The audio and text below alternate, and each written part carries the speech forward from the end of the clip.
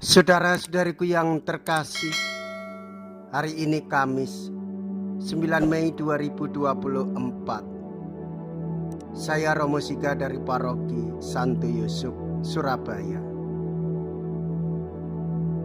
Dalam nama Bapa dan Putra dan Roh Kudus. Amin. Gereja pada hari ini merayakan hari raya kenaikan Tuhan kita Yesus Kristus.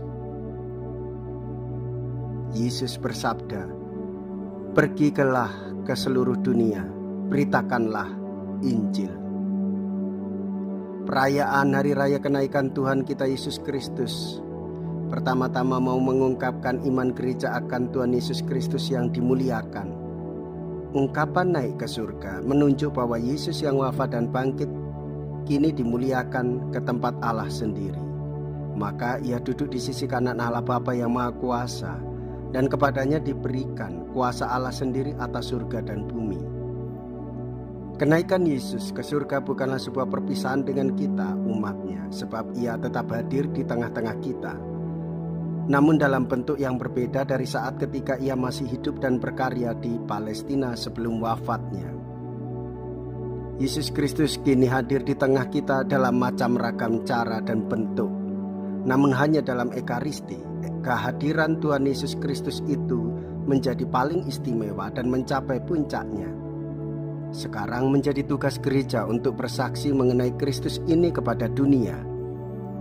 Namun Kristus tetap menyertai seluruh hidup dan perutusan gereja melalui kekuatan Roh Kudus yang akan dicurahkan pada hari Pentakosta. Mea culpa, mea culpa, mea maxima culpa.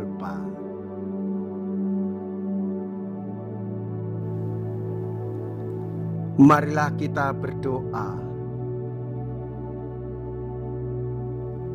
Allah yang Maha Kuasa, semoga kami bersorak-sorai karena sukacita yang suci dan dengan gembira mengucap syukur, sebab dalam diri Kristus yang naik ke surga kami ditinggikan, dan sebagai anggota tubuhnya kami pun berharap akan turut serta dalam kemuliaan Kristus, Kepala Gereja, yang hidup dan berkuasa bersama dengan Dikau dalam persatuan Roh Kudus, Allah sepanjang segala masa.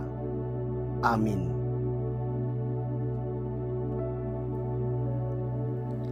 Tuhan bersamamu dan bersama rohmu.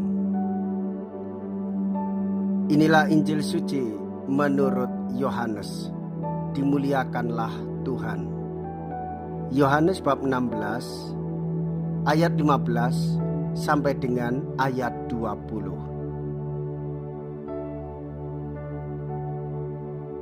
Pada suatu hari, Yesus yang bangkit dari antara orang mati menampakkan diri kepada ke-11 murid dan berkata kepada mereka, "Pergilah ke seluruh dunia, beritakanlah Injil kepada segala makhluk.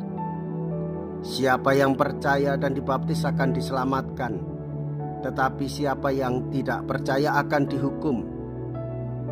Tanda-tanda ini akan menyertai orang-orang yang percaya. Mereka akan mengusir setan-setan demi namaku. Mereka akan berbicara dalam bahasa-bahasa yang baru bagi mereka. Mereka akan memegang ular, dan sekalipun minum racun maut, mereka tidak akan mendapat celaka. Mereka akan meletakkan tangannya atas orang sakit, dan orang itu akan sembuh." Sesudah berbicara demikian kepada mereka, terangkatlah Tuhan Yesus ke surga, lalu duduk di sebelah kanan Allah. Maka pergilah para murid memberitakan Injil ke segala penjuru, dan Tuhan turut bekerja dan meneguhkan firman itu dengan tanda-tanda yang menyertainya. Demikianlah sabda Tuhan. Terpujilah Kristus. Saudara-saudariku yang terkasih, Roh Kudus adalah Roh Bapa dan Roh Tuhan kita Yesus Kristus.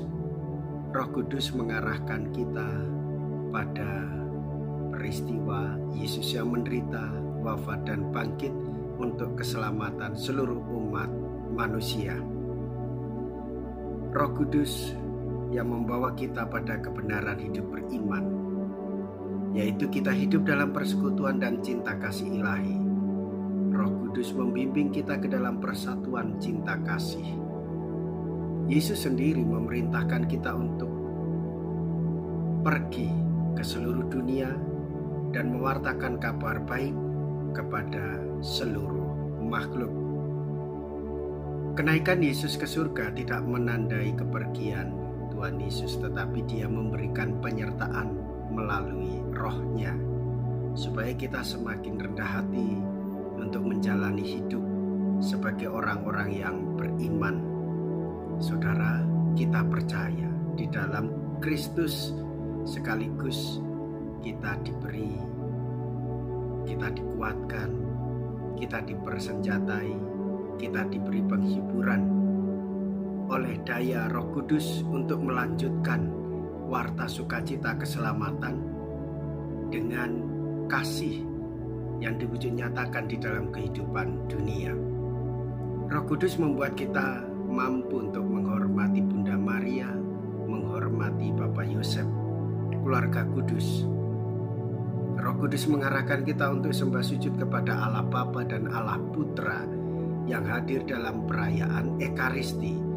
Kita dikumpulkan, kita mendengarkan sabda Tuhan, kita menerima tubuh Kristus dan hidup secara Ekaristi, yaitu hidup mau berbagi, hidup mau memperjuangkan orang miskin, hidup demi keselamatan banyak orang. Dalam Ekaristi, Yesus menjadi korban keselamatan. Di dalam kehidupan secara Ekaristik, kita mau menjadi pelayan-pelayan yang mengorbankan diri demi kesejahteraan banyak orang. Semoga Tuhan senantiasa menyertai kita dengan kekuatan kasih-Nya, yaitu daya-daya hidup Roh Kudus dengan memberikan keselamatan bagi kita semua. Dialah Roh Kudus yang mengasihi dan menyatukan kita di dalam sabda Kristus. Tuhan Yesus memberkati kita semua. Amin.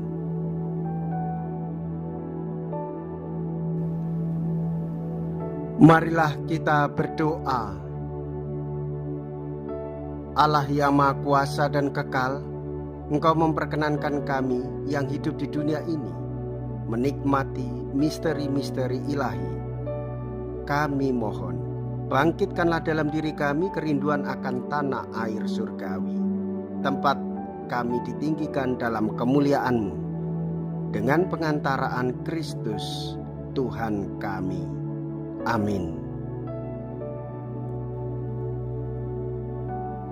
Tuhan beserta kita, sekarang dan selama-lamanya. Semoga Allah yang Maha Kuasa memberkati saudara sekalian, Bapa dan Putra dan Roh Kudus. Amin. Saudara-saudariku yang terkasih, pergilah. Ibadat sabda sudah selesai. Haleluya, haleluya. Syukur kepada Allah. Haleluya, haleluya.